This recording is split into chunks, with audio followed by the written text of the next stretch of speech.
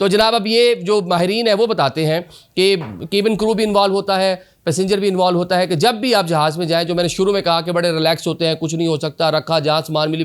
20 सीटें पीछे आपको जगह मिली, आगे भी मिलता है। हम भी यूँ ही करते हैं अक्सर, जब थोड़ा सा लेट हो जाए जहाज़ में, पहले पहले चले जाए तो ऊपर जगह मिल जाती है, ना मिले वेट करते हैं यार कि 400 बंदों ने बैठना है, अपनी बारी के ऊपर ना भी जाए, आराम से ईजी होकर जाए, अंदर आधा घंटा जो बैठे रहना जहाज़ के अंदर, अमेरिका जा रहे हैं, इंग्लैंड जा रहे हैं, तो लंबा ट्रैवल करना है, तो जितनी देर बाहर गुजार सकते हैं कोशिश होती है गुजार ले। लेकिन उसका नुकसान क्या होता है? नुकसान ये होता है कि जब आप अंदर जाते हैं तो आपको जो ओवरहेड बिन है उसमें फिर जगह नहीं मिलती। तो फिर क्या होता है जनाब, आपको किसी भी नुक्कर में मिल जाए, वो आपको केबिन क्रू भी आपको लेके जाता है, जनाब यहाँ पे रख दें, वो आपकी सीट को 50 सीटें दूर होता है वो जगह जो है ना, तो आप लेकिन कर लेते हैं। लेकिन अगर अब आपके साथ ये जो इस तरह के बढ़ते हुए वाक़यात हैं, इसको देखते हुए अब आपने क्या करना है कि जो भी आपकी वैल्यूएबल्स हैं, कीमती चीज़ें हैं, वो आप किसी बहुत छोटे सारे हैंड बैग में रख के अपनी सीट के नीचे रख लें, या एक हैंड बैग अपना इस साइज़ का लेके जाएं कि जो अपनी सीट के ऊपर आप कहीं ना कहीं उसको एडजस्ट करें, उसके अंदर ना रखें। तो अमूमन हैंड कैरी में लोग मोबाइल फ़ोन्स, इस तरह की चीज़ें यार कि वो चेक इन बैग में से गायब ना हो जाए, एक डर होता है, खौफ होता है, आईपैड होगा, लैपटॉप होगा,